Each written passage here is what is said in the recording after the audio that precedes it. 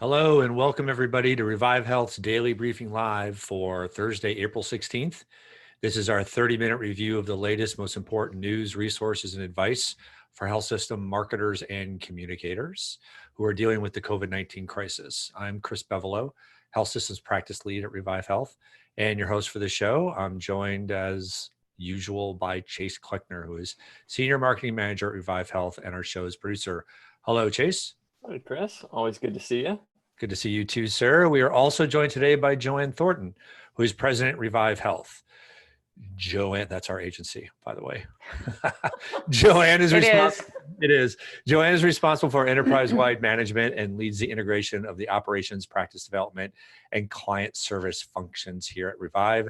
She oversees program strategy and implementation and makes sure the firm is delivering maximum value for all of our clients.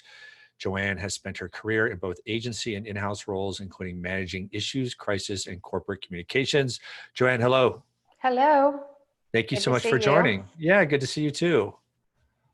Looking forward to diving in here in a little bit. Let's cover off on some things first. For those who are new, this is a show where we cover the latest news on COVID-19, how it relates to hospitals and health systems, and specifically marketing communications. We'll provide some resources.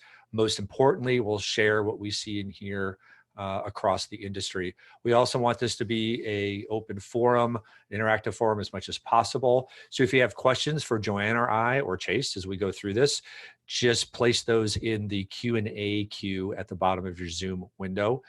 And we'll get to as many questions as we can at the end of the show.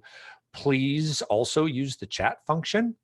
If you want to talk to other attendees, Chase will also be using that to place links to things that we're talking about so that you can go view those live while we're talking. But if you want us to answer a question, make sure it ends up in that Q&A queue. Make sure you also subscribe to this on iTunes if you haven't already. As a podcast, lets you listen in whenever it's convenient for you. We know it's hard to make the same time.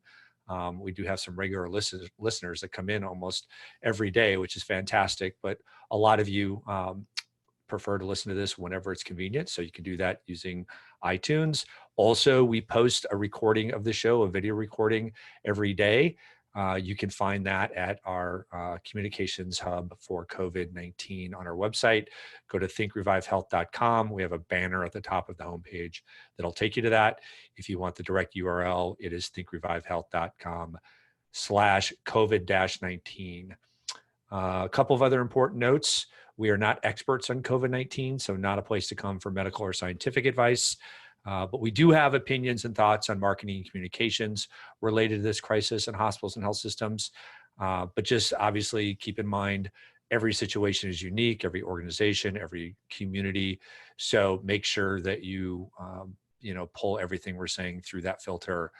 So what you're thinking based on what we're saying is relevant to your own situation. So with that, let's dive in. The first thing we always do is look at the current case count.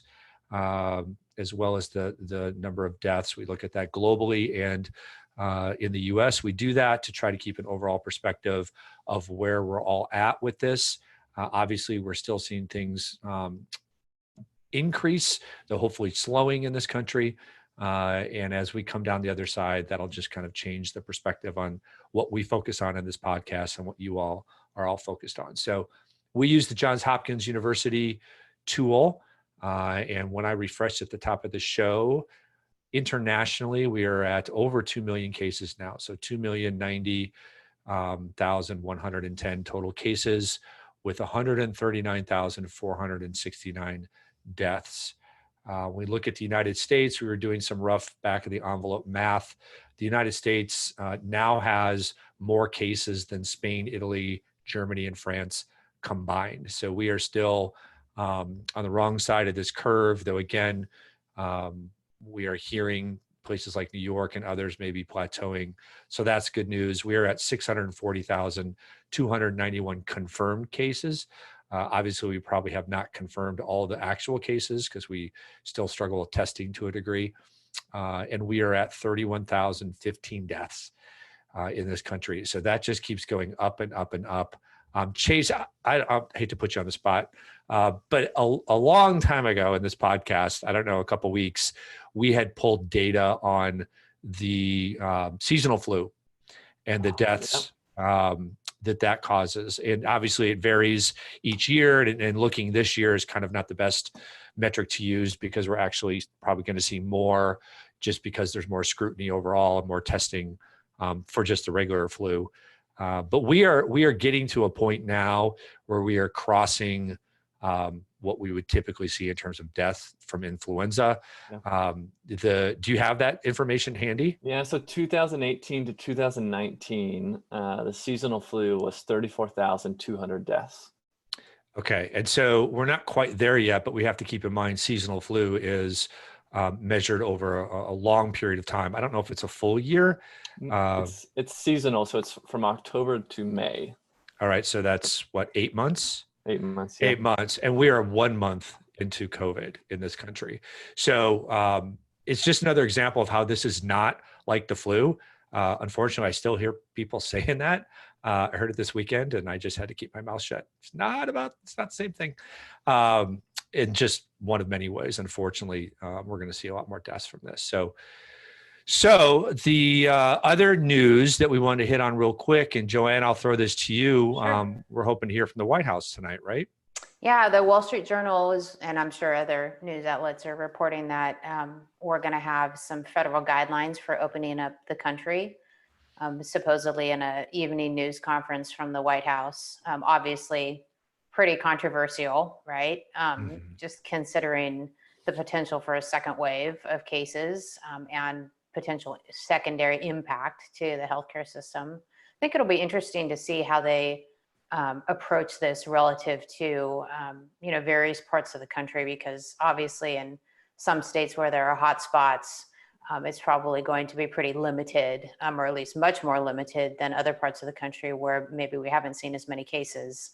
That might be a little bit more lenient in terms of how quickly it opens up. So I'm interested to see how these federal guidelines sort of shape up as to what's going to happen on a state by state basis.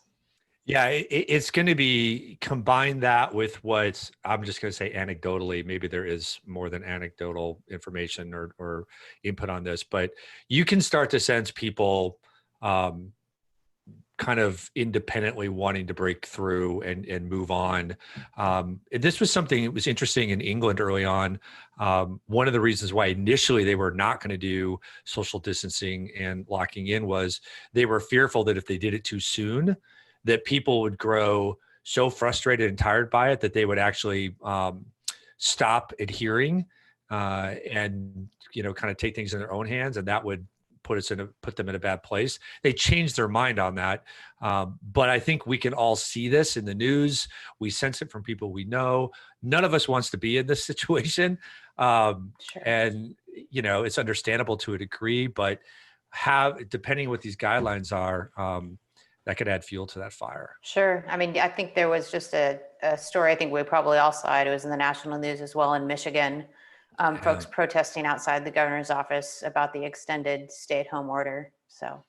Yeah, that's right. And we were in my state of Minnesota, the governor extended it, I think to May 4th, from whatever it was before. And you're starting to hear more, not just protests on the street, but political protests from, say, folks on the other side of the aisle in the House of Representatives or the state Senate, disagreeing with that extension. So you didn't hear a lot of that early on, but I think we're going to hear more and more of that. So something we'll have to watch. So a couple of resources we want to hit before we get into the conversation we want to have with Joanne. First, we do have a communications hub. I mentioned that early on. Definitely visit that. You'll find recordings of these podcasts.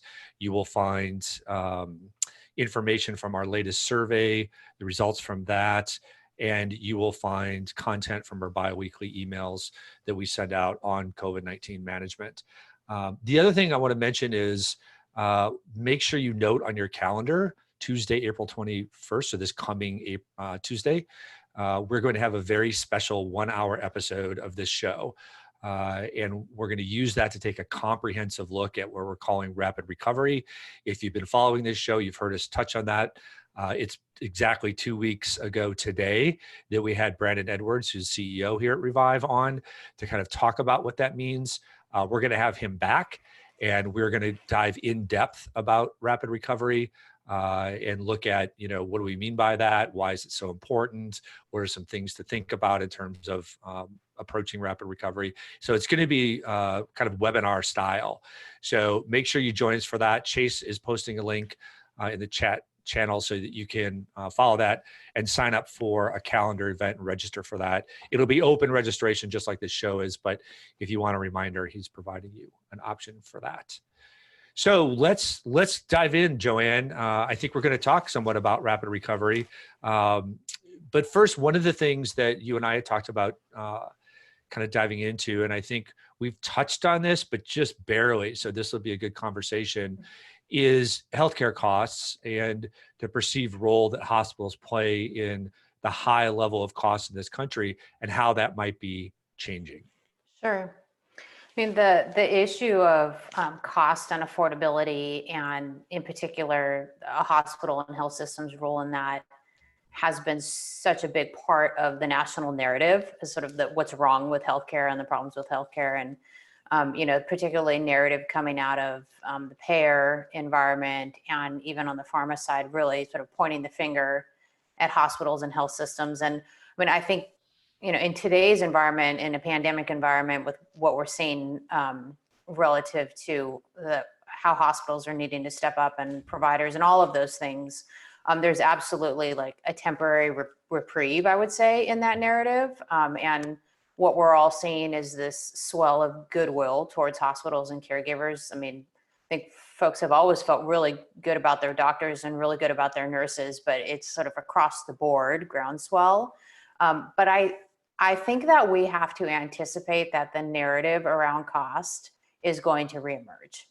And even while, the whole world is witnessing firsthand the value and importance of providers in our community, I think we have to believe that all of the bad things that others have said about rising costs and all of that, they're going to reemerge. So I think a really important question is, how can hospitals and health systems leverage the goodwill that we have now to frame these issues, particularly with employers and consumers?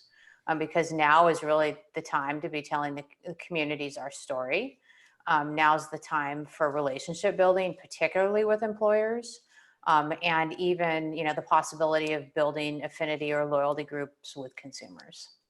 Yeah, I think the degree to which what you're talking about is true is striking. I'm a big fan of John Oliver's show, and this was, I think, a couple weeks ago. Brandon, our CEO, wrote a blog post a couple weeks ago about how, look, we've been asking hospitals and health systems to cut costs, to be efficient, to kind of operate at a razor thin margin. And now that this has popped up, we're just asking them to forget about their financial situation and serve the common good, which is great. And then I heard John Oliver make a similar point, and that's not really John Oliver's POV. Right. And so when you hear somebody like John Oliver kind of support that argument, you can see where we're at today. But to your point, how long will that stick around? How long will that kind of halo effect stick with us until we're back to people pointing the fingers? Right. And, I think if we could figure out a way to sort of bottle up this, all of this goodwill, and I'm not talking about like going out and pounding our chests and touting about how wonderful we are, but really sort of using that to leverage in terms of relationships, right? In terms of employee engagement programs that perhaps, marketing comms folks on the hospital side have not invested in prior, because they sort of felt like that's not our audience, that's the payer's audience. Well, that's not true. It is your audience. And, Right. Now there's no time like right now to really begin developing those relationships if you haven't already. Well, and I know, you talked earlier about pharma and the insurance industry kind of pointing fingers. They point fingers because the fingers have always been pointed at them. So they're trying to deflect that scrutiny themselves. And I think that's going to become even more the contrast in what we're talking about between what providers are doing and what payers are doing is becoming even more obvious. There was just, I wish I had saved the link, but just today, United released their quarterly reports yesterday, and on the analysis call, on the call with analysts, whoever it was speaking on behalf of United was, they weren't bragging, but they were talking about how the reduction in all of the non-COVID care that providers have had because they've had to turn those services off has made their bottom line look fantastic. And they've reported I don't know if it was 3 or 4 billion in profit in the first quarter. And so you hear that and you go, imagine what that could be put to use in terms of supporting providers. It's jaw-dropping to hear that. And in addition to that, so not only were they reporting that huge profit for the first quarter, but they also said that they were not going to be adjusting their guidance for the full year. That to me is crazy if you look at what's happening to every other industry across the country. Yeah, they're just making out like bandits because nobody's getting any care. And so why not turn that money around? And United, for example, we talked about this yesterday or 2 days ago, at some point in the last couple of weeks announced they were going to be contributing $50 million, which I think Brandon pointed out is equal to 1 day of profit for United. Right. It is, I don't know, there's words I want to use that I probably shouldn't in a public podcast to describe that. But it just goes again back to your point, Joanne, about the role that hospitals and health systems have played in this, in how people think about them relative to cost. Right. So let's move on and talk about rapid recovery. We mentioned that earlier on. It's something we're going to be talking more and more about, particularly as we hit the peak in this country. And obviously that varies market to market, as we discussed earlier. But obviously that is all about trying to get back to financial health, opening those services back up that we just mentioned, and doing that as quickly and efficiently as possible, given the millions, in some cases, billions of dollars health systems are suffering in terms of losses. One of the things we want to talk about here was generational differences and how we need to think about that. Sure. Yeah. I think the idea that we all know that how different generations interact with healthcare differently is a really interesting topic because certainly boomers and older Gen Xers, which I think I'm maybe not an older Gen Xer, but Chris, you might be. I am. I'm in the middle. I'm in the middle of the Gen Xers. Certainly I think, those are going to be the ones that in the most immediate need are going to be filling the surgical streets, right, in the rebuild. But it's interesting to think about how millennials and maybe Gen Z that are on the older end of Gen Z, how they interact with healthcare and how kind of hospital marketers navigate those generational divides, right? So millennials are known as the drive-through generation, right? They're seeking convenience, but they also tend to view their healthcare more holistically. Whereas, so they're thinking about their health and wellness overall, whereas older generations are more likely to consider regular exams as important to their health. Millennials are focusing on maintenance and that kind of stuff. They are more likely to embrace technology. They do their homework. They're searching online. They're twice as likely as any other generations to act on health advice that they find through the internet, particularly social media and word of mouth. So, I think that it's most certainly coronavirus is a once in a lifetime event that's going to impact every part of our lives. But I think it's really important to think about the things that we know are true for younger generations. So while we're experiencing a surge in provider reputation and sentiment, we have to always keep in mind the key factors as we're thinking about marketing, rapid recovery, but even beyond rapid recovery, how these key factors influence these generations. So it's cost, it's convenience, it's personalization, and it's technology. So yeah, I think go ahead.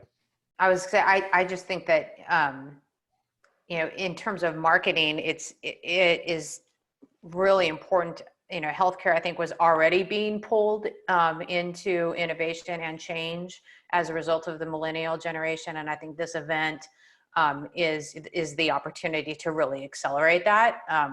And the danger is to put a stop to that, whether it's through cost cutting or through other things that really sort of pull it back, which I think would be not a great thing. Yeah, we've talked a little bit about just virtual visits as one example of how this crisis has just accelerated the use of it. It's accelerated general consumer understanding of virtual visits. It's accelerated physician acceptance of it. Reimbursement has been, the obstacles there have been removed, and hopefully will stay permanently removed. And even we had Jared on, like it was last week, I'm losing all track of time. And he was kind of joking about, it must've been this week, because he was talking about Easter, having a Zoom call with all his relatives for Easter dinner. Yeah. And how it took him like 2 weeks of IT support to get everybody up and running. Right. Which I can personally speak to that too with my folks, trying to get them on for a Zoom dinner. And how much will some of the things that we apply, just as you said, to millennials, start to actually creep up to Gen X and certainly boomers who become more comfortable with technology, and we'll start saying, well, shoot, if I can talk to my doctor through Zoom, why would I want to go in? It kind of countering where they've been. Right. Yeah. I think that convenience and personalization and, specificity in terms of like targeting and segmentation, but, in addition to like just the adoption of new technologies and digital innovations to improve efficiency, it just demands that we continue to advance like very agile multi-channel campaigns to reach the right audiences at exactly the right time for them. And it really is different depending on which generation you're sitting in. Yeah, absolutely. Which is kind of a nice segue, because I think that generational difference applies to rapid recovery in terms of brand, which is something else we wanted to talk about. Sure.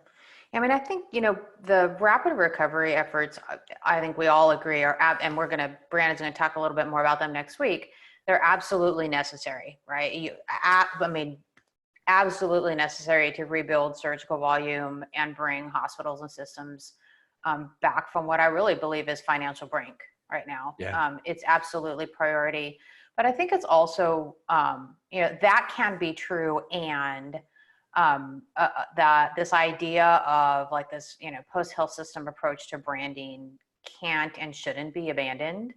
While we can't emphasize the immediate urgency and rapid recovery for patient retention, patient acquisition to move market share, but keeping an eye on the longer term branding, I think is equally important. The two of those things have to sync, not only to rebuild immediately, but also to sustain, right? Because eventually there will be a corner. We're going to turn a corner on this, and it's important that we're keeping brand building campaigns alive and saving that dry powder for down the road. Yeah, 100%. And we all know that when we're talking about rapid recovery, we're talking about really service line marketing to a degree, and really trying to get people in for those procedures and surgeries. But that is 100%, influence for good or for bad based on where a brand is, how differentiated is it, how strong is it. And coming through this crisis, organizations are going to be in different places, right? Some have suffered in terms of reputation. Others have really captured something that we've never seen before in terms of positive sentiment. So that impacts rapid recovery. But to your point, we can't forget, for example, the millennials or the Gen Zers who may not be coming in during rapid recovery because they don't need to, but we still want to try to maintain that sentiment with them. And that's that long-term approach you're talking about. Right. Yeah. So unfortunately, even if you have a brand reputation issue, you're not going to be able to wait to repair that to implement rapid recovery efforts. You just don't have time. Right. It's something that's going to happen simultaneously, but there's just a lot of work that we're going to have to be doing over the next, hopefully, month or two, right, as we come out of this. That's right. Yes, hopefully. Yeah, but who knows? I keep telling, sometimes I think, Joanne, we're just around the corner from this, and then you see a story and it's like, hey, like the mayor of LA yesterday came out and said he can't envision any kind of large group activity, concerts, sports, or anything, at least till 2021, right? So you start hearing these longer term impacts, and nobody wants to go there mentally because I don't think we can handle it.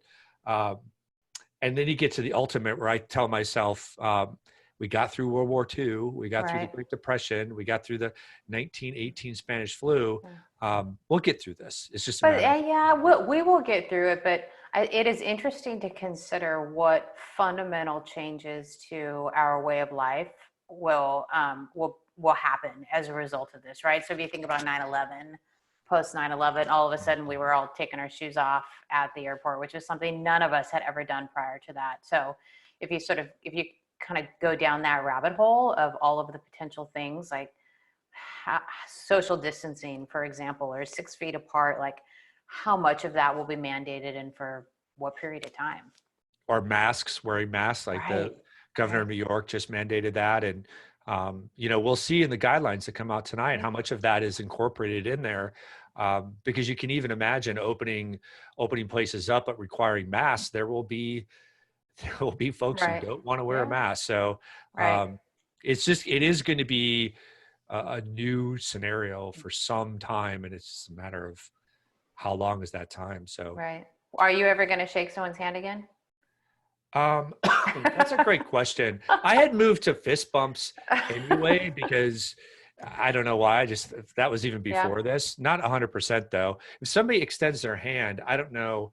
It's really hard to say no to that. Right, I know.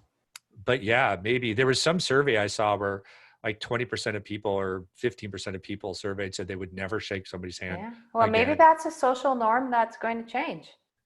Yeah, I hope it's not the foot shake thing.